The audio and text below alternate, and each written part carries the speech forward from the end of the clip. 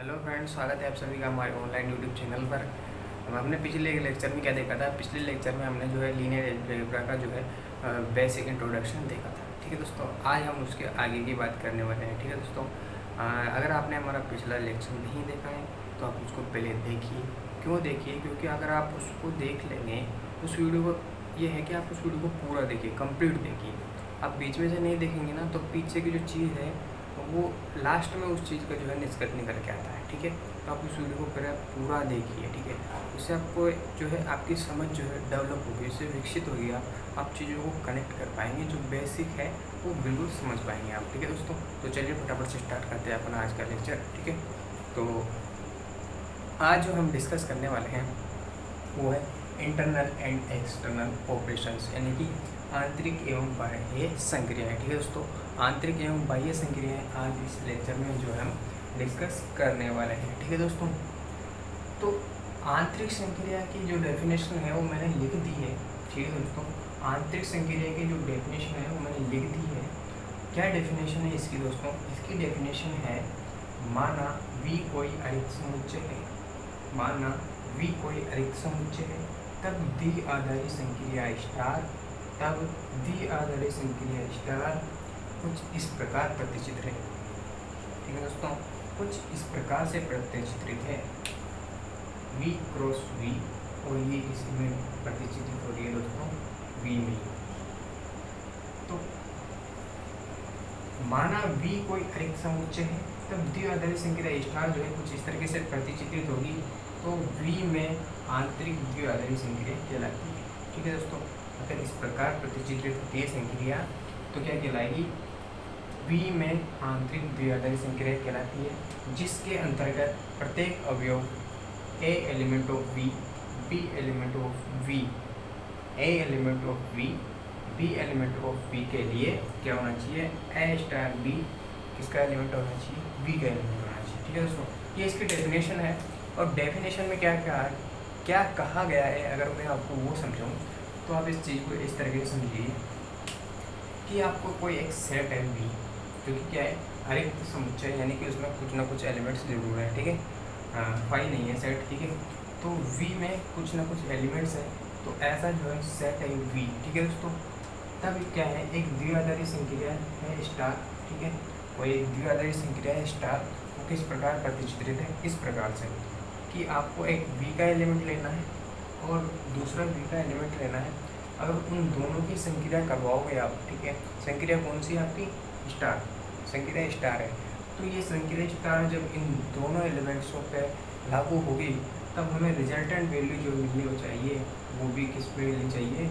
Set V में ही मिलनी चाहिए, यानी कि जो आपका रिजल्टेंट वैल्यू है वो भी सेट V से ही बिलोंग करनी चाहिए। ठीक है दोस्तों, अगर अपन जैसा कि यहाँ पर भी इसमें लिखा हुआ है कि जिसके अंतर्गत प्रत्येक अवयव, यानी कि एक अवयव आप जो है V का लीजिए, दूसरा अवयव भी V का लीजिए, यानी कि यहाँ पर एक अवयव A ले लिया। ठीक है, जैसे मैं बात करूँ कोई सेट V, ठीक है, ये सेट V है। ठीक है, इसके अंदर दो एलिमेंट हैं, ये सेट हमारा V है, इसके अंदर सपोज लेट ये दो एलिमेंट हैं, तीन मान लेते हैं A B C। ठीक है, ये तीन एलिमेंट हैं इस सेट V के अंदर। ठीक है, तो मैंने इस सेट V से एक एलिमेंट लिया A, ठीक है, A एलिमेंट ऑफ V। ठीक है, एक एलिमेंट लिया, दूसरा एलिमेंट लिया। ठीक है, दो एलिमेंट मैंने इस सेट V से लिए। अब इन दोनों सेटों पर अगर मैं कोई ऑपरेशन करवाता हूँ, जैसे कि संक्रिया करवाता हूँ, संक्रिया स्टार करवाता हूँ, तो अगर मैं संक्रिया स्टार जो है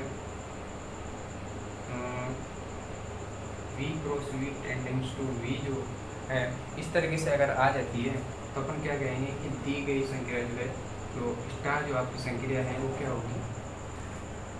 इंटरनल होगी, यानी कि आंतरिक संक्रिया होगी। किस प्रकार से? जैसे मैंने यहाँ पे दो एलिमेंट लिए, एक A एलिमेंट लिया है V का, एक B एलिमेंट लिया है V का। ठीक है दोस्तों, तो इन दोनों पर जब संक्रिया में स्टार करवाऊँगा तो कैसे संक्रिया करेगा ये? A star B। अगर ये A स्टार B की वैल्यू सेट V के अंदर जो है विद्यमान है तो अपन क्या कहेंगे कि दी गई संक्रिया जो स्टार जो है क्या है? आंतरिक संक्रिया है। ठीक है दोस्तों, इसे समझने की कोशिश कीजिए कि सेट V है, ठीक है, सपोज दैट हमारे पास सेट वी है, इसमें 3 एलिमेंट हैं ए बी और सी। ठीक है दोस्तों, ए बी सी 3 एलिमेंट हैं। ठीक है, मैंने इससे एक एलिमेंट लिया ए, दूसरा एलिमेंट लिया बी। ठीक है, दोनों वी के एलिमेंट हैं। ठीक है, दोनों वी के एलिमेंट हैं। अब इन दोनों पर जो मैंने संक्रिया स्टार करवाई है, ठीक है, अगर इन दोनों पर संक्रिया स्टार कराने के बाद इसकी वैल्यू जो है वो भी सेट वी में ही बिलोंग करे, संक्रिया करवाने के बाद अगर वो वैल्यू भी सेट वी में ही बिलोंग करे, तब अपन क्या कहेंगे कि ये जो संक्रिया स्टार है वो कौन सी संक्रिया है, इंटरनल ऑपरेशन है, यानी कि आंतरिक संक्रिया होगी। ठीक है दोस्तों, तो आप समझ पाए होंगे। ठीक है, अगर नहीं समझ में आया तो अपन इसको एक एग्जाम्पल से समझते हैं। ठीक है दोस्तों, वैसे आपको समझ में आ गया होगा, कुछ नहीं है, काफ़ी ईजी है और एग्जाम्पल से इसको और भी क्लियर हो जाएगा। ठीक है, तो इसका अपन एग्जाम्पल लेते हैं। ठीक है,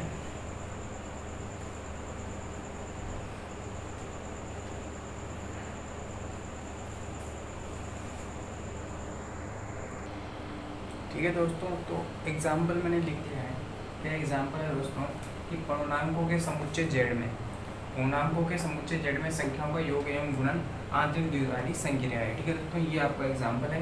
इसमें अपन को क्या बताना है कि ये जो समुच्चय है जेड, जो कि किसका समुच्चय है, पूर्णांकों का समुच्चय है, ये इसमें जो संक्रियाएँ हैं योग एवं गुणन के लिए जो क्या है आंतरिक द्विआधारी संक्रिया है। ठीक है दोस्तों, तो जेड में संख्याओं का योग क्या है और गुणन क्या है, आंतरिक द्विआधारी संक्रिया है। ठीक है दोस्तों, योग एवं गुणन। ठीक है, पूर्णांकों के समुच्चय जेड में। ठीक है, तो अगर अपन इसको देखें तो किस तरीके से है ये, आइए देखिए, स्टार्ट करते हैं। सबसे पहले मैं बात करता हूँ कि योग के लिए कैसे आंतरिक द्विआधारी संक्रिया है। ठीक है, उसके बाद अपन गुणन के लिए देखेंगे। तो सबसे पहले मैं योग के लिए बता देता हूँ। ठीक है, सपोज दैट अपन ने एक एलिमेंट लिया 2, ये भी किसका एलिमेंट है, जेड का एलिमेंट है, पूर्णांक है। और एक मैंने एलिमेंट लिया 3, ये भी किसका एलिमेंट है, जेड का एलिमेंट है। ठीक है दोस्तों, दोनों जेड का एलिमेंट है। ठीक है, अगर मैं यहाँ पे योग संक्रिया लगाऊँ, क्या दोस्तों, योग संक्रिया लगाऊँ 2 और 3, ये 2 एलिमेंट है। ठीक है, अगर मैं इन दोनों के बीच में अगर योग संक्रिया लगाऊँ, क्या मैंने यहाँ पर योग संक्रिया लगाई 2 और 3 के बीच में, सपोज मैंने 2 और 3 के बीच में योग संक्रिया लगाई, तो 2 + 3 क्या हो जाएगा, 5। ठीक है, क्या किया मैंने यहाँ पर, संक्रिया कौन सी लगाई है, योग संक्रिया मैंने जैसे यहाँ पे लगाई, तो 2 + 3 क्या हो जाएगा, 5 हो जाएगा। और 5 क्या आपका जेड में बिलोंग करता है, क्या 5 आपका जेड में बिलोंग करता है, तो हाँ बिल्कुल बिलोंग करता है, क्योंकि 5 भी क्या है, एक पूर्णांक है। ठीक है, तो इस प्रकार से योग संक्रिया जो है क्या हो जाएगी, आंतरिक द्विआधारी संक्रिया हो जाएगी। क्यों होगी आंतरिक द्विआधारी संक्रिया, क्योंकि हमने एक स्टैंडर्ड जो है प्रतिचित्रण जो है हमने देखा था, इसकी डेफिनेशन में, आंतरिक द्विआधारी संक्रिया की डेफिनेशन में, कि कब जो है आपका जो सेट है वो कब आंतरिक द्विआधारी संक्रिया को जो है सेटिस्फाई करेगा। तो उसके लिए कंडीशन थी, क्या कंडीशन थी, कि आपका सेट जो है वो सबसे पहले एम्प्टी नहीं होना चाहिए, यानी कि वो अरिक्त समुच्चय होना चाहिए, उसमें कुछ ना कुछ एलिमेंट्स होने चाहिए। ठीक है, तो यहाँ पर देखें तो जेड जो है पूर्णांकों का समुच्चय है। ठीक है, तो इसका मतलब इसमें पूर्णांक है, तो ये एम्प्टी नहीं है। ठीक है, तो ये अरिक्त समुच्चय है। ठीक है दोस्तों, और दूसरी बात करें तो कुछ संक्रियाएँ जो है अपन को सेटिस्फाई करवानी रहती है।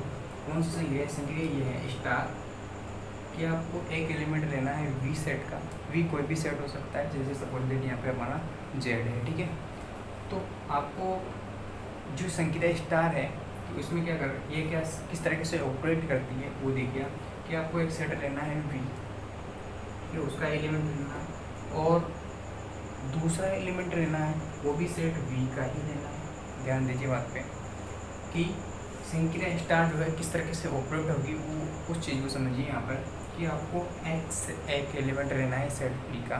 ठीक है, और दूसरा एलिमेंट जो लेना है वो भी सेट वी का ही लेना है, और देन जब ये संक्रिया इन दोनों एलिमेंट्सों पर ऑपरेट करेगी, तब हमें जो रिजल्टेंट वैल्यू मिलेगी वो भी क्या मिलनी चाहिए, सेट वी में ही मिलनी चाहिए।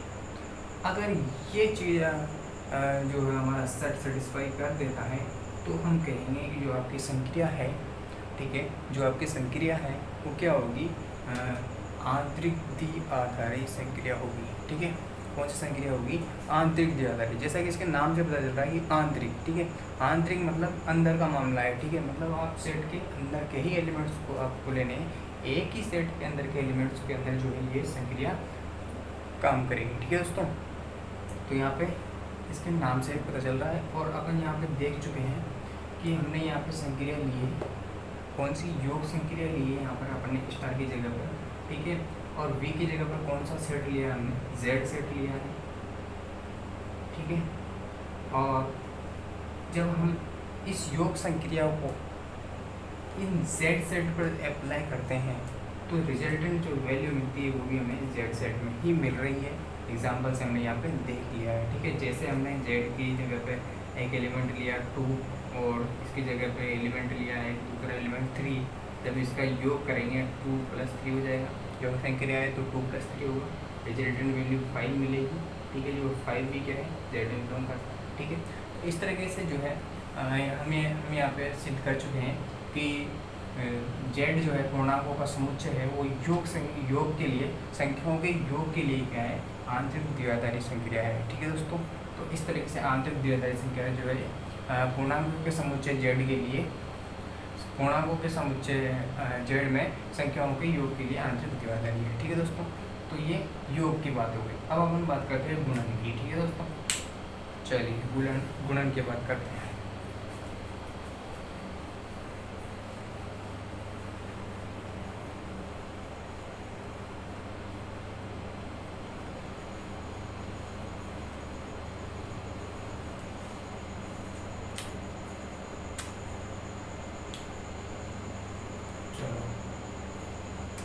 गुणन का भी अपन जो है यहाँ पर देख लेते हैं। ठीक है, वही बात कर रहा हूँ मैं, यहाँ पे मैंने 2 एलिमेंट लिया है Z से, एक एलिमेंट 2 लिया है वो भी Z से बिलोंग करता है, 3 एलिमेंट लिया है वो भी Z से बिलोंग करता है। इस बार हमें संख्या लगानी है गुणन। ठीक है, इसको हम डॉट से डिनोट करेंगे। ठीक है, डॉट मतलब गुणन। ये संख्या लगानी है 2 और 3 पर। ठीक है, 2 और 3 पर यहाँ मैंने संख्या लगाई है।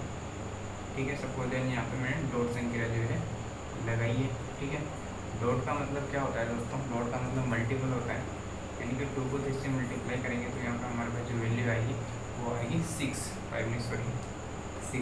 चला याद है क्या। तो 2 को जब 3 से मल्टीप्लाई करेंगे तो 6 जो है वैल्यू आएगी। और यहाँ पर हम क्लियरली जो देख चुके हैं कि 2 एलिमेंट है Z का, 3 एलिमेंट है Z का, और जो रिजल्टेंट वैल्यू आई है हमारे पास में, क्या रिजल्टेंट वैल्यू आई है कि 2 को जब 3 से हमने ऑपरेट किया तो जो रिजल्टेंट वैल्यू 6 आई है, ये भी किसके वैल्यू है दोस्तों, Z की। ठीक है, ये भी सेट Z में बिलोंग करती है क्योंकि ये भी पूर्णांक है, 2 भी पूर्णांक है, 3 भी पूर्णांक है, और रिजल्टेंट वैल्यू 6 वो भी क्या है, पूर्णांक है। तो इस तरीके से जो अगर हम देखें कि गुणन संक्रिया के लिए जो हमारा A की जगह पर हमने 2 लिया, B की जगह पर 3 लिया, और संक्रिया करने पर जो A * B की जगह पर हमारे पास जो वैल्यू आई है 6, वो भी हमारे सेट में बिलोंग कर रही है। ठीक है, तो इस तरीके से अगर आपको कोई भी 2 वैल्यू लेनी है, ठीक है, एक आंतरिक संक्रिया में इस बात को ध्यान रखिए कि सेट एक ही होगा, उस सेट के अंदर से ही आपको कुछ एलिमेंट्स लेने हैं, और उन एलिमेंट्स पे जब आपको जो दी गई संक्रिया है, जो भी आपको संक्रिया दी गई है चेक करने के लिए कि ये आंतरिक संक्रिया है या नहीं है आप, या फिर चेक कर रहे हो, तो वो संक्रिया जो है आप किसी भी 2 एलिमेंट्स पे लगाइए। ठीक है, उन 2 एलिमेंट्स पे जो आप संक्रिया लगाओगे तो जो रिजल्टेंट वैल्यू आई है वो भी उस सेट से ही बिलोंग कर रही है। तब उस कंडीशन में अपन क्या कहेंगे कि दी गई जो संक्रिया है हमारी कौन सी है, आंतरिक द्विआधारी संक्रिया है। ठीक है, तो आंतरिक द्विआधारी संक्रिया समझ में आई। ठीक है, नेक्स्ट बढ़ते हैं बाह्य द्विआधारी संक्रिया की ओर। ठीक है,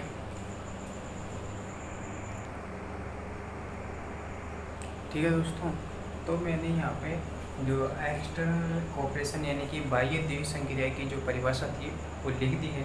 क्या बाह्य द्विआधारी संक्रिया की परिभाषा जो है क्या है वो मैं आपको बता देता हूँ कि यदि V और F, ठीक है दोस्तों, अब यहाँ पे गौर करने वाली बात है। ठीक है दोस्तों, तो ध्यान दीजिए, तो यहाँ पर बात 2 सेटों के लिए। ठीक है, आंतरिक संक्रिया में एक सेट की बात थी, यहाँ पे बाह्य संक्रिया है तो 2 सेटों पर जो है बाह्य संक्रिया लगेगी। ठीक है, तो कौन कौन से सेट होंगे?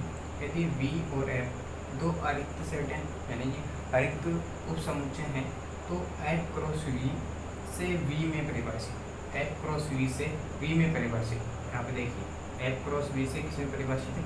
V में परिभाषित कोई प्रतिचित्रण O है, बिल्कुल O है। ठीक है, छोटा वाला O है, यहाँ पे ध्यान दीजिए। ठीक है, क्या है? F क्रॉस V से F क्रॉस V से V में परिभाषित कोई प्रतिचित्रण O है, क्योंकि इस तरीके से ठीक है, तो समुच्चय V में F पर बाह्य द्विआधारी संक्रिया कहलाती है। ठीक है, अगर ऐसा है तो क्या समुच्चय V में F पर बाह्य द्विआधारी संक्रिया कहलाती है। ठीक है, अगर ऐसा है तो बाह्य द्विआधारी संक्रिया कहलाती है। ठीक है, इस संक्रिया के अंतर्गत जो आपका जो रिजल्टेंट वैल्यू है, यानी कि कोई एलिमेंट लिया है आपने F का और एक एलिमेंट लिया है आपने V का। ठीक है, इन दोनों एलिमेंटों पर जो आपने संक्रिया करवाई है, वो संक्रिया कराने के बाद जो रिजल्टेंट वैल्यू मिलने वाली है वो किसमें मिलनी चाहिए? V में मिलनी चाहिए। ठीक है, किस में मिलनी चाहिए? V में मिलनी चाहिए। अगर ऐसा हो जाता है तो अपन कहते हैं कि दी गई जो संक्रिया है कौन सी है? बाह्य द्विआधारी संक्रिया है। ठीक है दोस्तों, अब अपन इसको जो है एग्जाम्पल से और अच्छी तरीके से समझते हैं। ठीक है, चलिए एग्जाम्पल की बात करते हैं। ठीक है दोस्तों, तो मैंने यहाँ पे एग्जाम्पल लिख दिया है। एग्जाम्पल क्या है? एग्जाम्पल है मैट्रिक्स का अदिश गुणनफल। मैट्रिक्स का अदिश गुणनफल मैट्रिक्स समुच्चय M में वास्तविक संख्याओं के समुच्चय R पर एक बाह्य द्विआधारी संक्रिया है। ठीक है दोस्तों, ये आपका एग्जाम्पल है। अब आइए इसको अपन समझते हैं कि किस तरीके से जो है ये बाह्य द्विआधारी संक्रिया है। देखिए इसका सॉल्यूशन जो है, देखिए कि किस तरीके से अपन जो है इसको देखते हैं कि ये बाह्य संक्रिया है। ठीक है, तो सबसे पहले मैं एक एलिमेंट लेता हूँ R का। ठीक है, ये मैंने R का एलिमेंट लिया और एक मैट्रिक्स ले लेते हैं कोई भी। ठीक है, ठीक है, कोई भी एक मैट्रिक्स ले लेते हैं। सपोज दैट मैंने मैट्रिक्स M ही ले ली। ठीक है, मैट्रिक्स M ले ली मैंने कोई भी, ये अपन प्रूफ करने के लिए ऐसा ले रहे हैं। ठीक है, तो सपोज दैट मैंने ये मैट्रिक्स ले ली। ठीक है सर, 2x2 की मैट्रिक्स मैंने यहाँ पे ले ली। ठीक है, एक एलिमेंट लिया है, एक 2x2 की मैट्रिक्स ले ली। ठीक है, तो हमारे पास वास्तविक संख्या भी आ गई और मैट्रिक्स भी आ गई। अब इसका क्या करना है? हमको अदिश गुणनफल करा के देखना है। ठीक है, तो लगाते हैं संख्या। ठीक है, तो अदिश गुणनफल जो है यहाँ पर करा के देखना है हमको। तो अदिश गुणनफल जो है मैट्रिक्स समुच्चय में वास्तविक संख्या के समुच्चय R पर एक बाह्य द्विआधारी संक्रिया है। ठीक है, तो देखते हैं इसको क्या है क्या। ये देखिए, तो अपन यहाँ पर जो है अदिश गुणनफल करा के देखते हैं। अदिश गुणनफल कराने के लिए क्या होगा? 3 किससे मल्टीप्लाई होगा? 2 3 4 3। ये यहाँ पर हमने जो है अदिश गुणनफल कर दिया है। ठीक है दोस्तों, ये अदिश राशि है, इस मैट्रिक्स से अपन ने इसका अदिश गुणनफल किया है। ठीक है, सदिश नहीं, अदिश गुणनफल किया है। ठीक है, तो जैसे मैंने इसका अदिश गुणनफल किया, ठीक है, यहाँ पे अपन क्या ऐसा भी समझ सकते हो आप, जो भी अपन अदिश संक्रिया कर रहे हैं वो इस तरीके से समझ सकते हो आप कि R क्रॉस M। ठीक है, तो इस पर जब हमने संक्रिया की है, अब देखते हैं ये रिजल्टेंट वैल्यू क्या M में आती है या नहीं आती है। ठीक है, अगर ये रिजल्टेंट वैल्यू जो अगर M में आ जाती है तो हमारा काम हो ही जाएगा, सिद्ध हो जाएगा तो कि ये बाह्य द्विआधारी संक्रिया। क्यों? क्योंकि जो आप डेफिनेशन देखेंगे उसमें प्रतिचित्रण देखेंगे तो प्रतिचित्रण क्या कहता है? प्रतिचित्रण कहता है कि F क्रॉस V किसमें प्रतिचित्रित करना चाहिए? V में प्रतिचित्रित करना चाहिए। ठीक है, तो यहाँ पर F की जगह पर हमारे पास में क्या है? R है और V की जगह पर कौन सा सेट है? M है। ठीक है, तो इन दोनों का जो है, ये दोनों जो है किसमें प्रतिचित्रित करनी चाहिए? M में प्रतिचित्रित करनी चाहिए। इस प्रकार यहाँ पे V में प्रतिचित्रित कर रहे थे। ठीक है, तो रिजल्टेंट वैल्यू जो है हमारी अगर M में प्रतिचित्रित करती है तो ये वाला प्रतिचित्रण जो है हमारा सेटिस्फाई हो जाएगा। दैट इज मीन हमारी जो दी गई संक्रिया कौन सी है? बाह्य द्विआधारी संक्रिया प्रूफ हो जाएगी। ठीक है, तो देखिए यहाँ पर इसकी जो वैल्यू है रिजल्टेंट वैल्यू, क्या वो मैट्रिक्स में आ रही है? अगर मैट्रिक्स में आ रही है तो इसका मतलब क्या हुआ कि जो ये संक्रिया क्या है, बाह्य द्विआधारी संक्रिया। ठीक है दोस्तों, चलिए अब यहाँ पे देखिए, अब ये अदिश गुणनफल है। ठीक है, तो ये अदिश राशि इस मैट्रिक्स से मल्टीप्लाई हो जाएगी अंदर। ठीक है, अंदर चली जाएगी। तो किस तरीके से मल्टीप्लाई होगी? पहले ये 3 इस 2 से मल्टीप्लाई होगा तो यहाँ पे आ जाएगा 6, फिर ये 3 इस 3 से भी मल्टीप्लाई होगा तो यहाँ पे आ जाएगा 9, और फिर ये 3 इस 4 से मल्टीप्लाई होगा तो यहाँ पे आ जाएगा 12, और ये फिर 3 इस 3 से मल्टीप्लाई होगा तो यहाँ पे आ जाएगा 9। ये भी 2/2 की ही रहेगी। तो यहाँ पे देखिए आप, ये भी क्या एक मैट्रिक्स है, बिल्कुल मैट्रिक्स है ये भी। तो हमारा काम ही हो गया, ये तो हमारा काम ही हो गया। ठीक है, हमें क्या सिद्ध करना रहता है कि आप कोई भी एक अदिश राशि लीजिए f, ठीक है, और कोई एक सदिश राशि लीजिए v। ठीक है, यानी कि एक सेट f होना चाहिए, ठीक है, जो कि अदिशों का सेट है, और v जो है यहाँ पर सदिशों का सेट है। ठीक है, समझिए बात को, f जो है अदिशों का सेट है, v जो है सदिशों का सेट है, वेक्टर्स का। ठीक है, तो जब इन दोनों की जब आप संक्रिया करवाएंगे तो रिजल्टेंट वैल्यू जो है किसमें आनी चाहिए, वेक्टर्स के सेट में आनी चाहिए। ठीक है, क्योंकि v में आनी चाहिए। यहाँ पे v क्या है, वेक्टर का सेट है, याद रखना इस बात को। f जो है स्केलर्स का सेट है, यानी कि अदिश राशियों का समूह है, और v सदिश राशियों का समूह है। और जब इन दोनों पर संक्रिया करवाई जाएगी तो रिजल्टेंट वैल्यू जो हमारी आएगी, जो प्रतिचित्रण आएगा, वो सदिश राशि प्राप्त होनी चाहिए हमें। ठीक है, सदिश राशि आना चाहिए। अगर ऐसा होगा तो हम कहेंगे कि दी गई संक्रिया जो है बाह्य संक्रिया है। तो यहाँ पर देखिए आप, 3 स्केलर है, बिल्कुल scalar, matrix m, matrix m बिल्कुल यहाँ पे जो है सदिश है। ठीक है, तो यहाँ पे देखिए, अब जब इन दोनों का मैंने मल्टीप्लिकेशन किया, यानी कि अदिश गुणनफल किया, क्योंकि अदिश राशि का गुणनफल अदिश गुणनफल, ठीक है, सदिश से कर रहे हैं, तो बिल्कुल इसका जब हमने इस सदिश राशि से इसका अदिश गुणनफल किया तो रिजल्टेंट वैल्यू जो हमें सदिश प्राप्त हुई है, यानी कि मैट्रिक्स m प्राप्त हुई है। ठीक है, तो ये वाला हमारा प्रतिचित्रण सेटिस्फाई होता है, और दोनों के दोनों जो सेट जो है वो अरिक्त है। ठीक है, तो दोनों कंडीशन जो यहाँ पे सेटिस्फाई हो रही है, तो इस प्रकार हम कह सकते हैं कि बाय डेफिनेशन कि मैट्रिक्स का अदिश गुणनफल मैट्रिक्स के समुच्चय m में वास्तविक संख्या r पर एक बाह्य द्विआधारी संक्रिया है। ठीक है, तो इस तरीके से जो है आंतरिक द्विआधारी संक्रिया और बाह्य द्विआधारी संक्रिया होती है। ठीक है, आंतरिक द्विआधारी संक्रिया में आपको क्या याद रखना है, आंतरिक द्विआधारी संक्रिया एक सेट के अंदर होगी, उसके एक ही सेट होगा, उसके एलिमेंट्स के अंदर जो है द्विआधारी संक्रिया होगी। कौन सी?